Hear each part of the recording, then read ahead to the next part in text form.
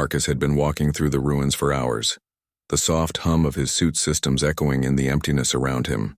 The city had once been alive, a thriving alien metropolis, but now it was nothing more than twisted metal and crumbling buildings. Dust floated lazily in the air, disturbed only by his careful footsteps. He had come here on a mission of diplomacy, to establish contact with survivors, but so far, all he had found were shadows and silence. As he rounded a corner, a sudden sound froze him in place. It was a low, shaky sob. His pulse quickened. He crouched behind the remains of a collapsed wall, scanning for movement. The sob came again, closer this time. He edged forward cautiously, his hand hovering near his blaster, but he did not raise it. What he saw made him pause even more than the sound itself. She was small, delicate in a way that seemed almost impossible for her alien form, which was taller and more slender than a human. Her skin was a soft shade of violet, her eyes wide and luminous, glistening with tears. Her hands clutched at the edges of her cloak, trembling as she sank to the ground, weeping.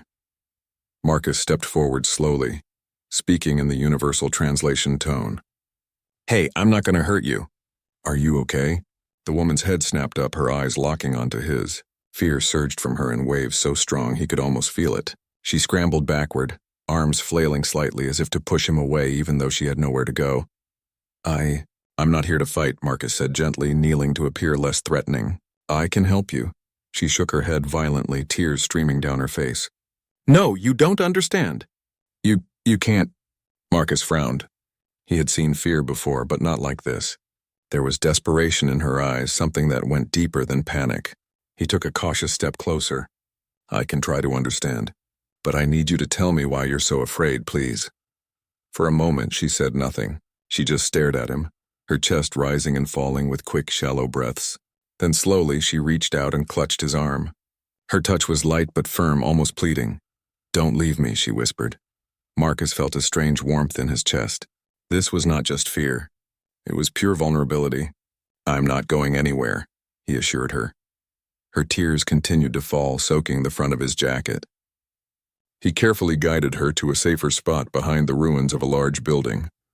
They sat together in silence for a few minutes, the sobbing gradually slowing as she clung to him, as if he were the only anchor in a storm that had consumed her world. Finally, she spoke, her voice trembling. "My name is Kelara. I'm Marcus," he replied. "Kelara, can you tell me what's happening? Why are you here alone?" She shook her head. I can't, not yet. They will find me if I speak too loudly." You don't know what they will do." Marcus frowned. "Who are they?" Kelara's eyes darted around nervously. "The faction that destroyed my home. They killed my family. They... Her voice broke and she buried her face in his shoulder again. Marcus didn't interrupt. He let her cry, holding her gently. He had seen war and destruction, but there was something raw and personal in Kelara's grief that pierced him. After what felt like hours, but was only minutes, she pulled back slightly, enough to meet his gaze again. "I should not have trusted anyone, but something about you. I feel like I can." Marcus nodded slowly. "You can trust me, Kelara. I won't let anyone hurt you while I'm here." She swallowed hard, trembling. I need to get something important, but I cannot go alone.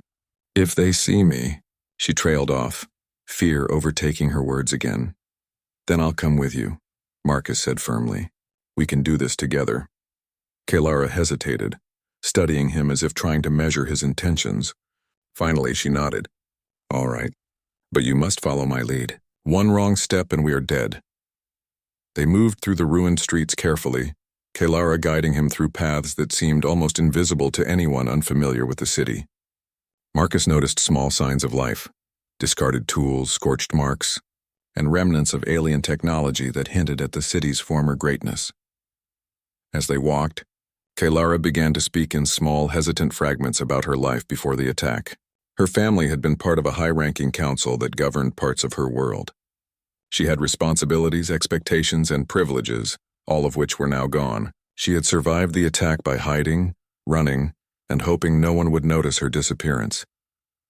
Marcus listened intently, amazed by her resilience. Her world was far more advanced than his own, with technology he could barely comprehend. Yet, despite the danger, She had kept herself alive through sheer determination and intelligence. It was human qualities she seemed to recognize in him as well. After what felt like hours of careful maneuvering, they reached a collapsed building that Kaylara indicated as her temporary refuge. Inside, the air was stale, and dust hung thickly in the corners, but it was safe for the moment. She led Marcus to a small alcove, pointing to a secure area where she kept a few possessions: data chips, a small weapon, and a family emblem that glowed faintly in the dim light. This is all that remains," she said quietly, tracing the emblem with her fingers. Her voice broke again. "Everything else is gone. My home, my family, my people." Marcus placed a reassuring hand on her shoulder. "We'll figure something out. You're not alone anymore." Kaylara looked at him, her tears drying slightly as a flicker of hope appeared in her eyes. Why? Why would a human help me? "My people, they don't trust outsiders." Marcus shrugged, trying to offer a simple explanation. "Humans, we fight, we survive, and we care about doing the right thing. You're in danger and I can help. That's enough for me." Her gaze softened, and for the first time she seemed to breathe easier. "Then maybe there is hope." They spent the night in the alcove, taking turns keeping watch. Marcus learned more about the dangers Kaylara faced: enemy patrols that scanned the ruins for survivors, automated drones that detected movement, and other factions that sought to exploit her family's legacy. Every detail reinforced how critical it was to protect her. The next day, as they prepared to move again, Marcus noticed a small device on Kaylara's data chip collection. It hummed faintly, and when he asked her about it, her expression changed.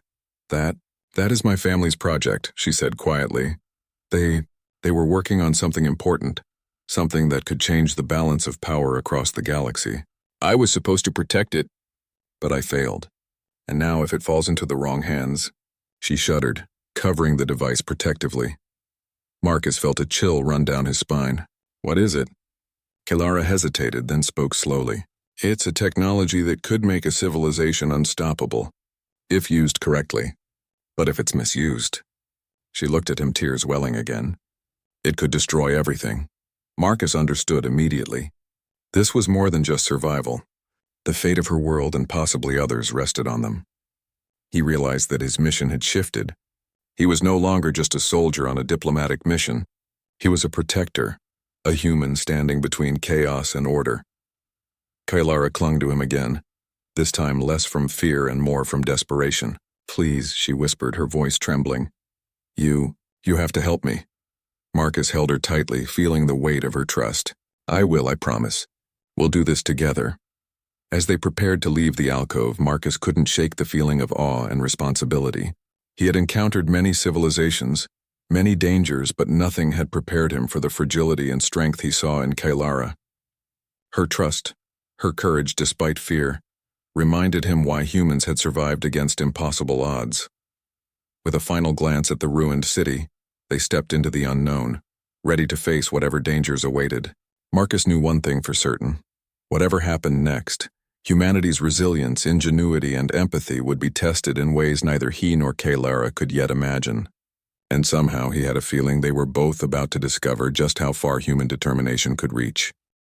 The day broke slowly over the alien city, casting pale violet light over the twisted ruins. Marcus and Kaylara moved cautiously, her hand occasionally brushing against his arm as a guide and reassurance. The air was heavy with tension, yet there was an unspoken trust between them now. They had survived the first night together, and that fragile bond had grown stronger with every cautious step. Kaylara led Marcus through narrow alleyways that twisted like a maze, pointing out areas that had been safe during her initial escape. "If we move quickly, we can reach the central vault before the patrols notice us," she whispered. Her voice carried both determination and a lingering fear. "That's where they keep what I need." "What belongs to my family?" Marcus nodded. He had learned to trust her instincts, which had kept them alive so far. "Then let's move." As they stepped into a larger open area, Marcus noticed the remnants of alien defenses, turrets now dormant, energy barriers flickering weakly. The city was a ghost of its former self, but danger was still very real. He kept his senses sharp, scanning for movement, listening for sound, feeling the vibrations through the soles of his boots. Kaylara led him to a massive building, its outer walls scarred by explosions and deep gouges from past attacks. The vault is inside, she said. But it's heavily guarded. If anyone finds us, they will not hesitate. Marcus crouched behind a broken pillar, studying the entrance.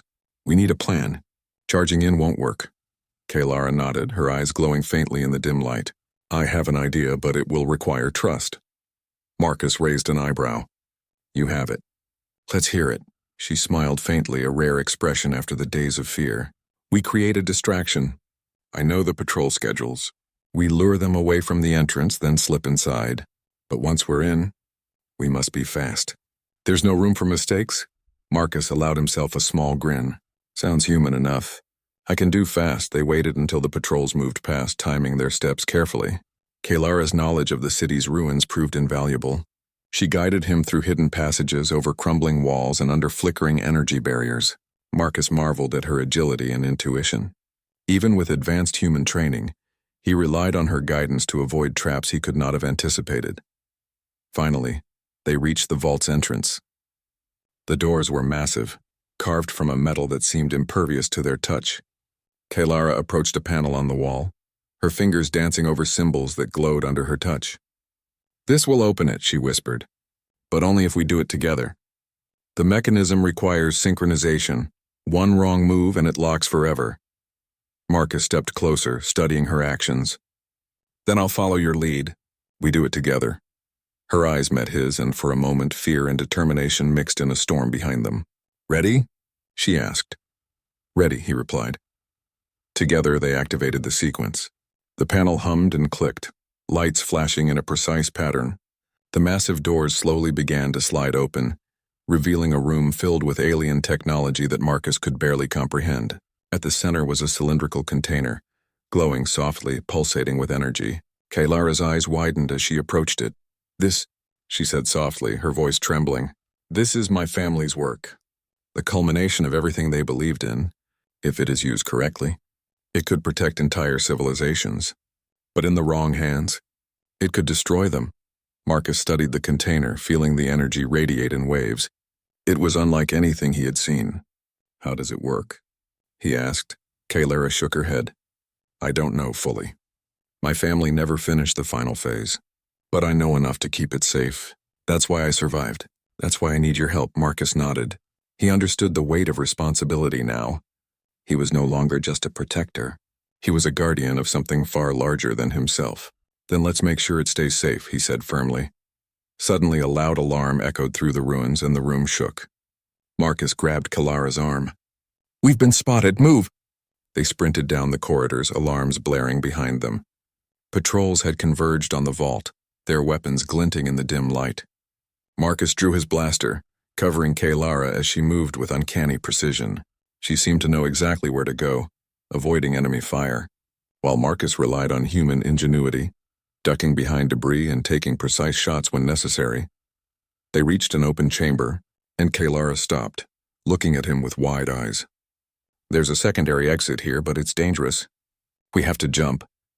Marcus assessed the gap before them, dozens of meters between the broken floor and a lower platform. We can do it together. Kaylara's hands gripped his. On 3, she whispered. 1, 2, 3. They leapt, the wind rushing past them as they fell. Marcus caught Kaylara midair, landing hard on the other side. She clung to him, panting. You saved me, she said, tears welling in her eyes. You saved yourself too, Marcus replied, smiling despite the danger. They continued through a maze of tunnels, finally emerging outside the city, the sky a soft violet haze. Marcus looked at Kaylara, seeing a mixture of relief and fear in her eyes. She turned to him, her voice trembling. I need to tell you the truth. The reason I clung to you, the reason I wept. Marcus nodded, urging her to continue.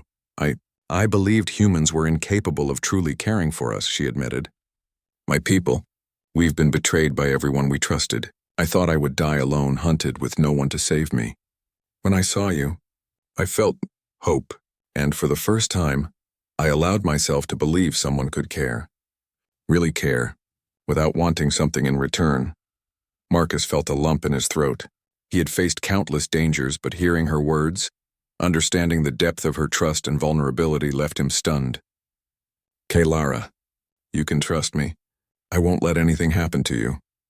She clung to him, sobbing softly, but this time it was different. It was not only fear, it was relief, gratitude, and the beginning of trust. Marcus held her tightly, understanding that this bond was rare and precious. As they rested for a moment, Kaylara pulled away slightly, looking at him with determined eyes. "We must protect this technology. If the faction gets it, they will destroy everything. But with your help, maybe we can save my people and maybe others too." Marcus nodded. "Then we'll do it together. No matter what comes, we face it as a team." The next days were filled with cautious travel and planning. Kaylara shared what she knew of her family's technology, explaining the principles she understood. Marcus offered human ingenuity, devising strategies for transportation, concealment, and defense. Together, they created a plan to deliver the device to a secure location, far from the reach of her enemies. Along the way, Marcus observed Kaylara's resilience and intelligence, traits that reminded him why humanity had survived for so long. She respected strategy, valued quick thinking, and adapted to new situations, all qualities humans excelled at.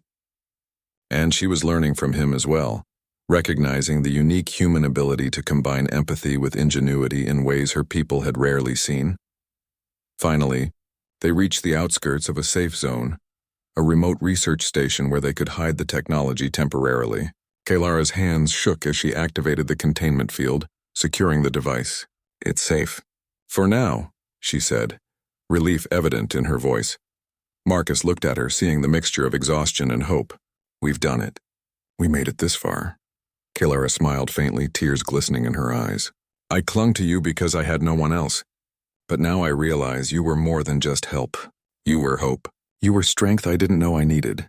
Marcus felt a surge of warmth. "And you showed me what it means to trust, to fight for someone else. Together, we're stronger than we are alone." As they stood there looking out at the alien horizon, Marcus realized something profound. Humanity's true power was not just in weapons or technology. It was in courage, ingenuity, and the ability to care for others even in the face of impossible odds. And Kaylara had reminded him of that in a way no human could. The two of them looked at each other, a silent promise forming between them. They had survived impossible dangers, protected something that could change the galaxy, and forged a bond that neither of them could have predicted. Whatever the future held, they would face it together, humans and aliens, united by trust, courage, and hope. For Marcus, it was a revelation, even in a galaxy filled with danger, betrayal, and destruction. Humanity's resilience could inspire, protect, and even save an entire civilization. And for Kaylara, the alien woman who had once wept in fear, she had found someone she could finally trust, someone who gave her hope in a world that had tried to take everything from her. Together they walked toward the unknown future, ready for whatever challenges awaited them, bound not just by circumstance, but by the unspoken understanding that courage, trust, and human determination could change the fate of worlds.